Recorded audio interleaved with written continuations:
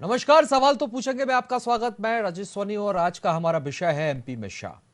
दरअसल मध्य प्रदेश में गर्मी के तेवर हाई है। प्रदेश का सियासी पारा भी चढ़ा हुआ है और जिसके चलते प्रदेश में हाई प्रोफाइल सियासी इवेंट का सिलसिला भी लगातार जारी है। आपको बता दें कि केंद्रीय गृह मंत्री अमित शाह आज राजधानी पहुंचे हैं, जहां शाह ने वन समिति सम्मेलन में शामिल होकर आदिवासियों को बड़ी सौगातें दी।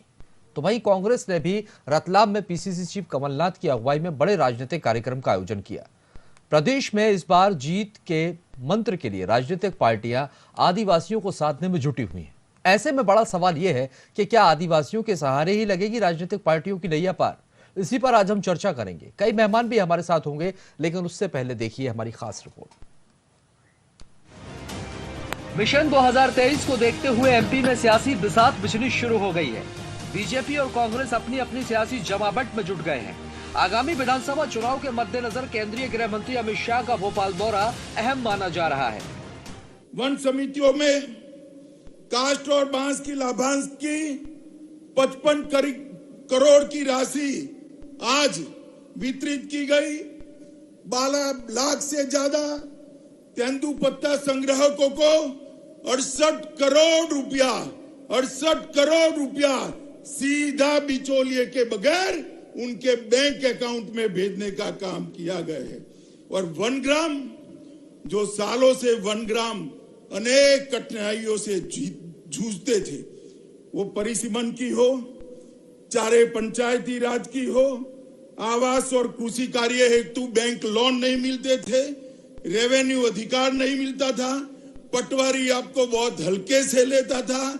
आज एक ही झटके में 925 में से 827 वन ग्रामों को राजस्व ग्राम में परिवर्तित किया है। आदिवासी भाइयों बहनों, शायद आपको मालूम नहीं होगा, आपके जीवन में ये बहुत बड़ा परिवर्तन लाने वाला फैसला है। आज ये 827 वन ग्राम स्वाभिमान के साथ हम वन ग्राम में नहीं रहते हैं, हम राजस्व ग्राम में रहते हैं। राज्य में हमारा भी हिस्सा है। वो अधिकार के साथ आज आप यहां से वापिस आपके गांव में जा रहे हैं। जहां एक तरफ अमित शाह के कार्यक्रम को लेकर भाजपा कार्यकर्ताओं में खासा उत्साह देखा जा रहा है, तो वहीं दूसरी तरफ कमलनाथ भी अपने संगठन को मजबूत करने में जुटे हैं। कमलनाथ ने बीजेपी को घेरने के लिए रतलाम से जन आक्रोश रैली के जरिए हुंकार भरी। तो ये सब सच्चाई आपके सामने है। महंगाई की कोई सीमा नहीं। आज ये ध्यान मोड़ने का प्रयास कर रहे हैं, महंगाई से, बेरोजगारी से। और ये अगला 17 महीनों में इनका प्रयास रहेगा कि लोग महंगाई की बात ना करें, लोग किसानों की बात ना करें, लोग भ्रष्टाचार की बात ना करें। ऐसे मुद्दे लाएंगे, ऐसी आफत करेंगे कि लोगों का ध्यान मुड़ जाए। 2019 में मोदी जी ने नहीं कहा, 2 करोड़ नौजवानों की बात नहीं करी, कृषि क्षेत्र की बात नहीं करी, पाकिस्तान की बात करने लग गए, पाकिस्तान की बात करने लग गए, राष्ट्रवाद की बात करने लग गए और पाठ पढ़ाने लग गए कांग्रेस को राष्ट्रवाद का। मैं तो पूछता, मोदी जी बता दीजिएगा, आपके पार्टी में कौन से स्वतंत्र संग्राम सेनानी रहे हैं? एक स्वतंत्र संग्राम सेनानी नहीं रहा। आपको बता दें कि मध्य प्रदेश में आदिवासी वर्ग के लिए 47 सीटें आरक्षित हैं। 2013 के विधानसभा चुनाव पर नजर डालें तो इसमें से बीजेपी ने 32 सीटों पर जीत दर्ज की थी और कांग्रेस को सिर्फ 15 सीटें ही मिली थी। लेकिन 2018 में स्थिति पलट गई थी। बीजेपी के खाते में सिर्फ 16 सीट आई थी और कांग्रेस ने बाजी मारते हुए 30 सीटें हासिल करते हुए सत्ता में वापसी की, जिसमें आदिवासियों की अहम भूमिका मानी गई। लेकिन इस बार के समीकरण बदलते हुए देखे जा रहे हैं। ऐसे में सवाल ये कि आखिर आदिवासी वोट बैंक इस बार किसके साथ है? Bureau report, VIP news. तो मध्य प्रदेश में 2023 की तैयारियां जोरों पर है। यही वजह है कि जो भी सियासी दल हैं वो अपनी अपनी सियासी बिसात जो है वो बिछाने में जुट गए। आज का दिन बहुत ही अहम है। केंद्रीय गृह मंत्री अमित शाह मध्य प्रदेश की राजधानी भोपाल पहुंचे। आदिवासियों को ढेर सारी सौगातें आज सरकार की तरफ से दी गई। आज का हमारा यही विषय है और इसी पर आज हम चर्चा करेंगे। कई मेहमान हमारे साथ जुड़ेंगे। मेहमानों का परिचय हम आपसे करवाते हैं। दिव्या गुप्ता जी हैं जो कि बीजेपी का पक्ष रखेंगी। आपका बहुत बहुत स्वागत है। कांग्रेस का पक्ष रखेंगे योगेश गुप्ता जी हमारे साथ जुड़े हुए हैं, आपका भी बहुत स्वागत है। साथ ही वरिष्ठ पत्रकार खिलावन चंद्राकर जी भी हमारे साथ जुड़े हुए हैं, आपका भी बहुत स्वागत है। आप सभी मेहमानों का स्वागत करते हैं। पहला सवाल दिव्या जी मैं आपसे लूंगा, आप तक आवाज पहुंच रही है? दिव्या जी, दिव्या जी क्या आप मुझे सुन पा रहे हैं? हाँ, मैं आपको सुन पा रही हूँ जी दिव्या जी, आज बहुत ही अहम दिन हो जाता है। केंद्रीय गृह मंत्री अमित शाह आज पहुंचे हैं और आप लोगों ने पिटारा खोल दिया है आदिवासियों को लेकर। बड़ी सौगातें आज दी गई हैं।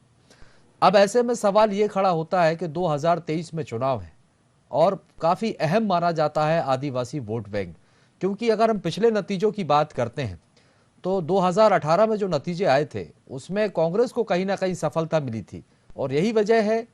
क्या यह सही माना जाए कि अब जो पूरी नजर जो सियासी पार्टियों की है वो आदिवासी वोट बैंक पर है? राजेश जी, मैं छोटा सा यहाँ पे आपसे एक विनती करना चाहूंगी जी मुझे बहुत आपत्ति है, एक शब्द है वो है वोट बैंक जी।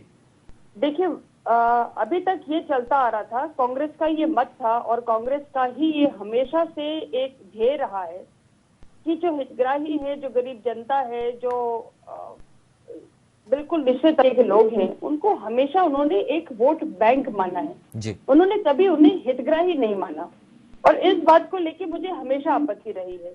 जनता को यदि आप सजीव माने और सजीव सचेतन माने तो उनको कम से कम मेरा हाथ जोड़ के निवेदन है कि वोट बैंक ना माने, सबसे बड़ी बात। दूसरी बात, कोई भी सरकार जो सत्ता में है वो सरकार सिर्फ इसलिए होती है कि वो अपने निचले तबके तक के, जो पंडित दीनदयाल उपाध्याय जी की एक आइडियोलॉजी थी, उस आइडियोलॉजी में उन्होंने कहा था कि अंतिम व्यक्ति, अंतिम पंक्ति का अंतिम व्यक्ति, वहां तक मेरी योजना जानी चाहिए।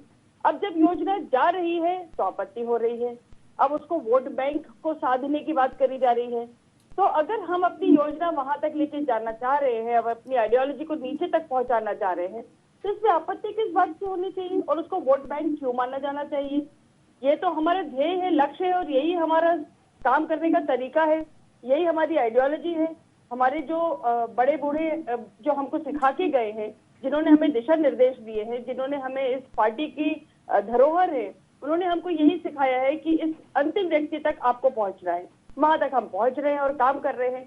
तो इसको साधने के लिए नहीं कहा जाना चाहिए, इसको इस बात की साधना कही जानी चाहिए कि हाँ, हमारी साधना यही है कि हम अंतिम व्यक्ति तक जा रहे हैं, अपनी योजना तक पहुंचा रहे हैं। चाहे हमारा शीर्ष नेता हो, चाहे हमारे मुख्यमंत्री हो, चाहे हमारा कोई मंत्री हो या हमारा कोई भी और ऐसा कार्यकर्ता हो, वो सिर्फ एक ही लक्ष्य और एक ही ध्येय से काम कर रहा है कि उस अंतिम व्यक्ति तक अपनी योजना पहुंच जाए, उसको वोट बैंक न माना जाए। ये मेरी विनती है। ठीक है, लेकिन कांग्रेस का ये कहना है कि जब चुनाव आते हैं तभी आपको याद आती है आदिवासियों की। इससे पहले आप लोगों ने आदिवासियों के उत्थान के लिए क्या किया? अर्जुन सिंह की सरकार का हवाला कांग्रेस देती है कि उन्होंने बहुत कुछ किया है आदिवासियों के लिए, बीजेपी ने। सर, मैं तो उल्टा कहती हूँ, मैं तो बिल्कुल उल्टा कहती हूँ। मैं तो कहती हूँ कि कांग्रेस से बड़ा बरसाती मेंढक कोई नहीं है। बिल्कुल, जैसे कहते हैं ना, हाइबरनेशन में रहते हैं। हाइबरनेशन यानी लुप्त हो जाते हैं, सुप्त हो जाते हैं, और फिर उसके बाद फिर जब चुनाव आता है तो सडनली कमलनाथ भी प्रदर्शित हो जाते हैं, फिर और भी नेता प्रदर्शित हो जाते हैं। आपस की गुट में सब लगे हुए हैं, किसी को किसी से कोई लेना देना नहीं है, लेकिन फिर भी चुनाव के पहले ऐसा दिखाएंगे, ऐसी सक्रियता की जैसे पता नहीं कितना कमर कस के तैयार है। तो साहब, पिछले 3 साल 5 साल से आप कर क्या रहे थे कहाँ, क्या करने में लगे थे? आप बताइए ना, आप लोगों ने सड़क पर क्या काम करा? आप कहाँ गए, किसके घर तक गए, कौन सी ऐसी योजना लेकर गए और आपने किसके लिए क्या ऐसा बड़ा काम करके दिखा दिया? वो मैं जानना चाहूंगी आपसे। जब आपकी सरकार थी, आपने ये करा था, वो करा था, हमने आके पलट दिया, ऐसा कुछ भी नहीं हुआ। मैं तो फिर कह रही हूँ कि जब पंचायत चुनाव थे, जब सब कुछ होने वाला था, तब आपने उंगली दे दी और वो भी काम नहीं ठीक से हो पाया। तो योजना किसकी क्या है और क्या कौन से दिशा निर्देश के साथ चल रहा है, ये जनता भी जानती है, आप भी जानते हैं, हम भी जानते हैं। चलिए योगेश गुप्ता जी, यदि आदिवासी भाइयों का भला हो रहा है, उनका उत्थान हो रहा है, तो कांग्रेस को कहाँ आपत्ति है? तो स्वागत करना चाहिए। भारतीय जनता पार्टी, आवाज आ रही है आपको? जी जी बिल्कुल सुन पा रहा हूँ। भारतीय जनता पार्टी की कथनी और करनी में फर्क है। 7.5 करोड़ मध्य प्रदेश की जनता, जिसमें 2.5 करोड़ गरीबी रेखा में जीने वाले लोग, ये शिवराज सरकार के 18 साल के शासन की देन है। माननीय गृह मंत्री अमित शाह जी भोपाल आए, उनका वंदन स्वागत। लेकिन मोदी जी आज से 6 महीने पहले आए थे, आदिवासियों के नाम पर एक बहुत बड़ा इवेंट मैनेजमेंट किया गया था, करोड़ों रुपए खर्च हुए, उसमें बड़े बड़े वादे किए गए थे। 6 महीने में उन वादों का क्या हुआ, कितने वादों पर क्रियान्वयन हुआ? आपने वो करोड़ों रुपए जो मोदी जी को खुश करने के लिए इवेंट पे खर्च किए थे, बेहतर होता वो करोड़ों रुपए, लगभग 80 से 100 करोड़ रुपए का वो खर्चा था इवेंट पर, अगर वो आदिवासियों के उत्थान पर खर्च किया जाता तो उसका रिजल्ट धरातल पर दिखता। आदिवासियों पर अत्याचार और दुराचार हमलों में केंद्र शासित मोदी सरकार ने शिवराज सरकार को धमका दिया है कि पिछले 2 वर्ष में 14,500 से ज्यादा बलात्कार और अत्याचार के मामले आदिवासियों पर है। वनवासियों की बात करें तो बक्स बहार के जंगल को उजाड़ते हुए विकास के नाम पर उनको किस प्रकार से विस्थापित किया जा रहा है, ये मध्य प्रदेश शासन की आदिवासियों के प्रति हमदर्दी है। आज मैं आपको एक उदाहरण देता हूं, अमित शाह जी से मिलने के लिए बालाघाट से एक आदिवासी परिवार आया था, उसकी 15 एकड़ जमीन दबा के रखी है, बीजेपी कार्यालय के बाद दिन भर बैठा रहा, उसको मिलने नहीं दिया। कांग्रेस, जिला कांग्रेस के नेतृत्व में हम जनता के हित से जुड़े हुए, विपक्ष के धर्म का पालन करते हुए अमित शाह जी के ध्यान आकर्षण हेतु कुछ ज्ञापन देना चाह रहे थे। उस ज्ञापन में हम ये चाह रहे थे कि जो खरगोन दंगा हुआ है, क्या कारण है कि 10-12 दिन व्यतीत होने के बाद भी तथा कथित हिंदुओं के हित वाली सरकार 100 हिंदू परिवारों को वहां पुनर्वास नहीं करवा पा रही है। उनके मन में यह विश्वास भी जमा पा रही है कि आपकी जान सुरक्षित है, आपका घर सुरक्षित है। वो लोग वहां से पलायन कर रहे हैं, वो पलायन रोकने में नरोत्तम मिश्रा जी नाकाम है। मध्य प्रदेश शासन का गृह मंत्रालय, खुफिया तंत्र और गृह मंत्री इस मामले में टोटल फेलियर है। और गृह मंत्री देश के हैं अमित शाह जी, उनकी जवाबदारी है, जिम्मेदारी है। इस पर संज्ञान लेते हुए नरोत्तम मिश्रा जी से सवाल जवाब किए जाने चाहिए, उनसे इस्तीफा मांगना चाहिए। शासन सरकार से भी प्रश्न किया जाना चाहिए कि पिछले 2 वर्ष में आपने कुपोषण के क्षेत्र में क्या काम किया। स्वास्थ्य, सामुदायिक स्वास्थ्य केंद्रों की अगर मैं बात करूं तो जहां 2400 स्वास्थ्य केंद्र होना चाहिए आदिवासी बहुल क्षेत्रों में, वहां मात्र 1200 स्वास्थ्य और उप स्वास्थ्य केंद्र हैं, जिनमें आधे में स्टाफ ही नहीं है। तो ये शिवराज सरकार की कथनी और दोहरा चाल चरित्र रही। गरीबों की बात मेरी बहन दिव्या गुप्ता जी ने करी, मैं उनकी जानकारी के लिए बता दूं, 2014 में डॉक्टर मनमोहन सिंह ने जब सरकार हस्तांतरित की थी तो देश में 40 करोड़ गरीब हुआ करते थे। पिछले 1-2 साल से मोदी जी सीना ठोक ठोक के बता रहे देशवासियों की 80 करोड़ गरीबों को हम अन्न धन योजना का लाभ दे रहे हैं। मतलब गरीबी 8 साल में डबल हो गई। तात्पर्य यह है राजेश जी कहने का कि कांग्रेस ने जो गरीबी को कम करने के लिए, जो उनके उन्मूलन के लिए कार्य किया था, वो मोदी शासन में 8 साल में 10 डबल हो गई। बेरोजगारों के बारे में डबल कर लाभ दिया जा रहा है, मतलब ये समझा जाए कि पहले गरीबी बढ़ा उसके बाद लाभ दिया जाए। ठीक है योगेश जी, गंभीर आरोप है आपके, लेकिन यहाँ पर गृह मंत्री अमित शाह जी का भी ये कहना है कि पहली बार कोई राज्य सरकार ऐसी है जिसने जनजातीय जो भाई हैं उनको जंगल का मालिक बनाया। इससे पहले कभी ऐसा नहीं हुआ है। देखिए, 15 माह की माननीय कमलनाथ जी की सरकार में हमने आदिवासी बहुल क्षेत्रों में जो जहां पर स्थापित था उसको वहां का मालिक बनाया, भूस्वामी बनाया, और लालाओं और सूदखोरों के चंगुल से उन आदिवासियों के उत्थान के लिए कमलनाथ सरकार ने नेक नियत से काम किया। उन आदिवासियों पर अत्याचार और उनका खून चूसने वाले लोग कौन थे? बीजेपी के पदाधिकारी, नेतागण, जो वर्षों से आदिवासियों के नाम पर वोट तो कबाड़ने की मंशा रखते हैं, मगर उनके उत्थान के लिए कोई काम नहीं किया। 89 सीटें आती हैं आदिवासी बहुल क्षेत्र में, इसीलिए कांग्रेस को 59 सीट मिली थी 2018 विधानसभा चुनाव में। ये आदिवासियों ने कांग्रेस के प्रति अपना विश्वास जताया था, क्योंकि शिवराज सरकार का 15 साल का कुशासन वो देख चुके थे। उनके ऊपर कितने अत्याचार हुए थे, उनकी बहू बेटियों को किस प्रकार उठा लिया जाता था, किस प्रकार उनके साथ बलात्कार किया जाता था, ये आज तक यथावत जारी है। चाहे हम सिवनी बालाघाट की बात करें या मालवा क्षेत्र की जो घटना घटित हुई थी जिसमें एक आदिवासी परिवार को जमीन के नीचे गाड़ दिया गया था उसकी बलात्कार के बाद, आज तक वो जांच के नाम पर जांच जारी है, लेकिन किसी अपराधी के ऊपर कोई अंकुश नहीं कसा गया है। एक आदिवासी युवक को जीप से बांधकर घसीटने वाले लोग भी भारतीय जनता पार्टी के लोग थे। ठीक है तो ये आदिवासी वर्ग भली भांति परिचित है। आपने आज के आयोजन पे भी राजेश जी, आज के आयोजन पे भी बहुत बड़ा अमाउंट खर्च किया गया है। ठीक है 125 दिव्या जी, मंच बड़ा बनाए अमाउंट गए। खर्च किया गया है अगर ये और पैसा आदिवासी एक उत्थान बड़ा पे होता, इवेंट तो मैनेजमेंट ज्यादा इसे बताया जा रहा है कांग्रेस की तरफ से। राजेश जी, मैं माननीय योगेश जी का बहुत इज्जत करती हूँ। योगेश जी, मैं आपसे सिर्फ इतनी बात कहना चाहूंगी, आप बहुत महिमा मंडन कर रहे हैं कांग्रेस का, और आपने बहुत अच्छे काम करे। कांग्रेस की तो नीतियों की जितनी तारीफ की जाए उतनी कम है। फिर इतनी अगर महिमा मंडन है और इतनी तारीफ है, तो फिर प्रशांत किशोर की झोली में गोदी में जाके बैठने की क्या आवश्यकता पड़ गई है आपको? फिर इस तरह का अगर आपको कोई आपके पास तो कोई हथकंडे अपनाने की आपको जरूरत ही नहीं है। अगर आप इतने सक्षम हैं, अगर आपके पास इतना सब कुछ सॉलिड आपके पास काम है, अगर आपके पास इतना कॉन्फिडेंस है और आपके पास बिल्कुल एक गेम प्लान, रोड मैप, संगठन सब तैयार है, तो फिर आपको क्या जरूरत है प्रशांत किशोर जैसे व्यक्ति की? फिर आप प्रशांत किशोर की गोदी में जाके क्यों बैठ रहे हैं? क्या स्ट्रैटेजी प्लान करने में जवाब ले लीजिए दिव्या जी, ठीक है, जवाब ले लीजिए। रुकिए सर, प्रशांत किशोर जी की बात आपने करी। मेरी बात पूरी 2014 में, पूरी नहीं हुई। 2014 के आम अरे चुनाव सर, में मेरे को नरेंद्र बोल मोदी जी सर, एक मिनट, और योगेश जी, अमित शाह योगेश जी जी, ने रुक तो जाइए। 15 साल तक प्रशांत किशोर जी की सेवाएं ली थी। योगेश जी सर, पंद्रह प्लीज, आपको साल बहुत तक समय प्रशांत दिया। किशोर जी की देखिए फिर सेवाएं आप ली ये मोदी शिकायत जी ने करते हैं कि और बोलने अमित नहीं शाह ने। देते। आपको भरपूर समय दिया है, दिव्या जी की नहीं, बात नहीं, पूरी हो जाए, ये जवाब प्रश्न कर रही है दीजिएगा मुझसे, सर। मैं इसका नहीं तो जवाब सर दे रहा हूँ। बात ये है ना कि एक एक कर बोलोगे तो समझ में आएगा। एक साथ अगर आप लोग बात करेंगे तो दर्शक भी नहीं समझ पाएंगे। आपको भरपूर समय दिया है। चलिए दिव्या जी, आप अपनी हाँ, माननीय योगेश जी, आप मेरे से बहुत सीनियर है। मैं सिर्फ आपसे ये कहना चाह रही हूँ कि आप इस सारे के सारे तंत्र में, इस सारे के सारे बात में जो उंगली उठाने की बार बार में कांग्रेस की एक कवायद है कि आप लोग उंगली उठाने में बहुत सक्षम हैं, पर आप भूल जाते कि 5-4 उंगलियां आपकी तरफ भी उठ रही हैं। मैं आपसे सिर्फ ये निवेदन करना चाह रही हूँ, बार बार आपसे ये पूछना चाह रही हूँ कि आप लोग अपनी रेखा को किस तरह से बड़ा करेंगे। आप तो मुझे वो बता दीजिए। चुनाव आपको भी जानना है, चुनाव हमको भी जानना है। चुनाव आप करना चाहते हैं तो आप जमीन पे जाइए ना सर, किसने रोका है आपको? आप अगर हम ने कोई इवेंट करा है या हम 2018 में हमने अपनी रेखा बड़ी करी अरे थी। सर एक सेकंड सर, 2018 में हमने अरे अपनी सर, रेखा बड़ी बोल करी लेने थी। दीजिए सर। 23 में पुनः बड़ी करेंगे। अरे प्रभु, बोल लेने दीजिए। योगेश जी सर, अगर आप हमने बीच बीच में बोलेंगे तो कैसे चलेगा सर? हाँ जी, सर, बोलिए।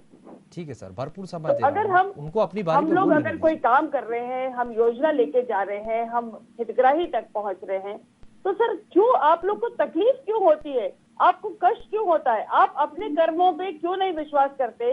और अगर आपके कर्म इतने सच्चे और इतने अच्छे हैं तो फिर प्रशांत किशोर क्यों?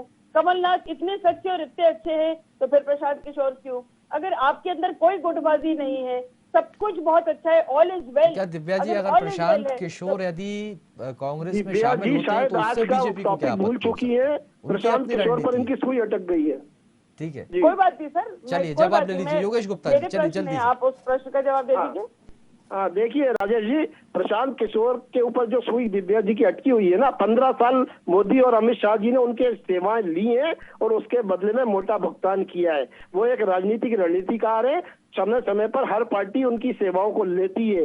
इसमें गोद में बैठने वाली बात आपके मुख से शोभा नहीं देती है दिव्या जी। थोड़ा सा शब्दों में एक मर्यादित आचरण हो तो ज्यादा अच्छा लगता है।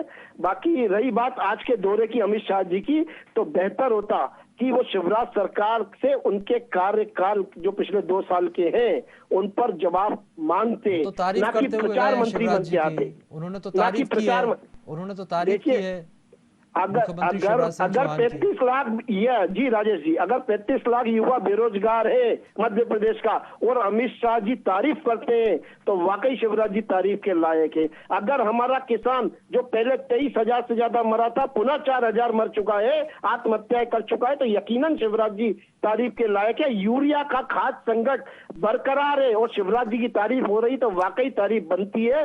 बिजली का संकट पूरे मध्य प्रदेश में चरम पर है और अगर शिवराज जी की तारीफ गृह मंत्री करते हैं तो अमित शाह जी का जवाब नहीं है। जल नल योजना सिर्फ कागजों पर है, आज भी मूलभूत सुविधाओं से 115 ब्लॉक और तहसील हमारे उपेक्षित है। शिवराज जी का गृह जिला सीहोर और बुधनी राजेश जी, इसका बोलना प्रत्यक्ष चाहूंगी। प्रमाण है और उसके बावजूद भी अगर अमित शाह जी उनकी तारीफ करते हैं तो यह भारतीय जनता पार्टी की सरकार है। यहाँ पर इसी प्रकार दिखाया जाता है और मीडिया के माध्यम से मैनेज किया जाता है। कागजों पर कुछ और है लेकिन हकीकत में जनता सब सवाल ये सर, सच्चाई जानती ये है। एक और बड़ा भ्रम है सर आप 2023 में लोगों के साथ कि आप आज मीडिया इनके पर साथ सवाल आज खड़े इनके करने साथ लगते हैं। आज इनके साथ प्रशासन है, शासन है, आपके खेमे में पुलिस क्या है, चल रहा है, लेकिन आपकी क्या जनता तैयारी नहीं चल रही है, आप वो बताइए ना। देखिए, आज कमलनाथ जी, रतलाम पहुंचे जनता हैं, नहीं है। एकजुट करने की तैयारी है, क्या आपके नेता एकजुट हो पाएंगे? महंगाई, हमारे भ्रष्टाचार जैसे नेता मुद्दों पर आप घेरने की कवायद, हम तो वो भी दिखा रहे हैं। आप करिए तो हम हमारे तो आप वो नेता भी एकजुट दिखाएंगे। ही बार है। बार आप लोग ये आरोप क्यों लगाते हैं मीडिया पर कि मीडिया, नहीं, मीडिया के माध्यम से जो आप अपनी जो प्रोग्राम करते हैं हम तो वो भी योजनाओं दिखाते को, हैं। जो केवल घोषणाएं हैं, उनको अमली जामा पहनाने से पहले जो प्रचार प्रसारित किया जाता है ना, ये शिवराज जी की कार्यशैली है। उसमें मैं आपके ऊपर आरोप नहीं लगा रहा हूँ। 23-25 हजार से ज्यादा पुरानी घोषणाएं, अभी 5,000 से ज्यादा घोषणाएं हो चुकी, कितनों पे क्रियान्वयन होना है, कितनों पर नहीं हुआ है, इसके बारे में अगर अमित शाह जी संज्ञान ले तो शायद शिवराज जी की तारीफ करना भूल जवाब जाएंगे। दे दीजिए दिव्या ये जी। मेरा कहने का खिलावन जी तात्पर्य मैं है। आपके पास आऊंगा, ठीक है दिव्या जी। जी सर, मैं बार बार योगेश जी से यही थोड़ा सा प्रश्न करना चाह रही थी कि सर आपने बहुत सारे गरीबों की बहुत सारी समस्याओं को गिना दिया, तो मैं आई एम सॉरी, क्योंकि हर बार जब कांग्रेस अपनी बात करती है तो हम तो स्वतंत्रता संग्राम की पार्टी है, हमने स्वतंत्रता दिलवाई थी, वहां तक चली जाती है। तो मैं आपसे थोड़ा सा 70 साल का भी हिसाब ले लेती हूँ और मैं पूछ लेती हूँ कि अगर इतना ही सब कुछ था तो गरीबी हटाओ का नारा देने वाली इंदिरा गांधी से लेकर हम मनमोहन सिंह तक आ गए, गरीबी न हटी, हम एक टॉयलेट तक तो दे नहीं पाए, हम एक चूल्हा तक तो दे नहीं जब पाए। हमको देश तो आजाद हमने हुआ था 70 तो साल भारत में सुई तक नहीं बनती थी। आज हम और आप अगर बैठकर डिबेट कर रहे हैं घर में, तो ये कांग्रेस ने आपको दिया है। ये डिजिटल प्लेटफॉर्म कांग्रेस की देन है। हमारे स्वर्गीय प्रधानमंत्री राजीव गांधी जब जी आप बोल रहे जो थे संचार तब दिव्या जी क्रांति सुन की रही थी ये हमारी देन सर, है। ये भी तो एक सभ्यता होती है। जवाब तो देना जब पड़ता है आप ना बोल सर। रहे थे तब कि दिव्या क्या जी सुन किया? रही थी, आप बीच क्या में क्यों किया बोलते हैं सर? वो बता रहा हूँ मैं, 70 साल में क्या सर किया आप उसका जवाब पूरे तो भर दो। बोल चुके हैं, आपने तमाम हमने तरह के जितने सवाल दागे, सार्वजनिक गंभीर उपक्रम आरोप बनाए लगाए, उनको तो उनका मोदी जी जवाब बेच तो लेंगे रहे ना हैं। सर। आप हमारे आरोप 70 लगाएंगे, साल आप में ही जो हमने बोलेंगे, काम किया, आप ही आरोप आज लगाएंगे उनको और आप बेचने ही का काम बोलेंगे, मोदी जी कर रहे हैं। सवाल जी। उठाएंगे, एक जवाब मिनट नहीं में- सुनेंगे क्या हाँ, सर? मैं 30 सेकंड में जवाब दे रहा हूँ सर आप कि क्यों जो देंगे? 70 मैंने साल में दिव्या जी को कांग्रेस टॉस की किया, कमाई आप बोल थी, चुके हैं। उसको मोदी जी बेच रहे हैं। ये मैंने कांग्रेस दिव्या का जी और को मोदी टॉस जी किया का है, आप कार्यकाल बोल चुके हैं, मैंने आपको पूरा समय दिया था बोलने का।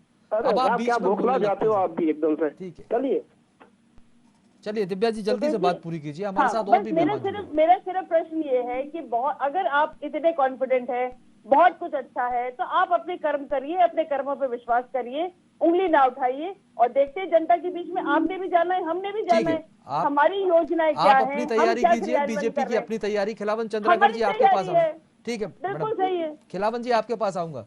सर जो आयोजन किया जा रहा है, बीजेपी और कांग्रेस दोनों के ही अपने अपने तर्क हैं। अब ऐसे में आप कैसे देखते हैं इस तरह के कार्यक्रम को? क्योंकि इससे पहले हमने देखा 6 महीने पहले प्रधानमंत्री नरेंद्र मोदी आते हैं, आदिवासी गौरव दिवस में शिरकत करते हैं, और 6 महीने बाद दूसरे दिग्गज नेता केंद्रीय गृह मंत्री अमित शाह का ये दौरा कितना अहम हो जाता है चुनाव से ठीक पहले? देखिए राजेश जी, यदि तेंदुपत्ता का बोनस भर बांटना था तो सरकार जो है सीधे उनके खाते में, तेंदुपत्ता संग्राहकों के खाते में पैसा जमा कर सकते थे, सीधे राशि भेज सकते थे। लेकिन मुझे लगता है कि जो तेंदुपत्ता संग्राहक है उसमें लगभग 90% आदिवासी हैं। प्रदेश के अलग अलग हिस्से से ये आदिवासी वर्ग ही, वनवासी वर्ग ही तेंदुपत्ता संग्रहण का काम करते हैं। तो देखिए, आपने सही कहा कि 6-7 महीने पहले प्रधानमंत्री जी आए थे और बिरसा मुंडा की जयंती मना के गौरव दिवस के रूप में, आदिवासी गौरव दिवस के रूप में मुझे पूरा देश भर में मनाने का संकल्प किया था। तो देखिए, कुल मिला के यही है कि एक बड़ा 46 विधानसभा क्षेत्र हैं जो आदिवासी वर्ग के लिए, अनुसूचित जनजाति वर्ग के लिए आरक्षित है, और लगभग इतने ही सीट, लगभग 40, 45, 46 सीट ऐसी है जो इनके प्रभाव क्षेत्र में है। उनके सहयोग के बिना, उनके किसी एक तरफा हो जाए तो कोई भी पार्टी जीत सकती है, ऐसी स्थिति लगभग 45 और अन्य विधानसभा क्षेत्रों में है।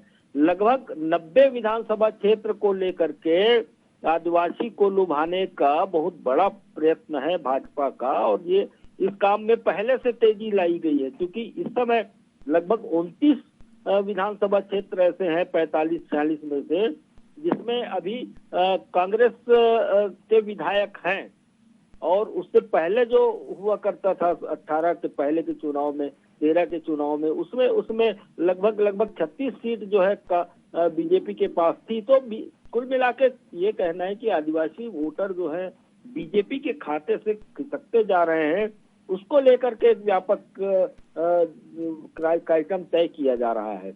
और मुझे लगता है कि आज अमित शाह जी का आना सिर्फ एक संयोग नहीं है, बल्कि एक कार्यक्रम के तहत, एक सोची समझी एजेंडा के तहत भाजपा जो है अमित शाह जी के हाथों में से जो है तेंदुपत्ता संग्राहकों को उनका बोनस का वितरण किया है।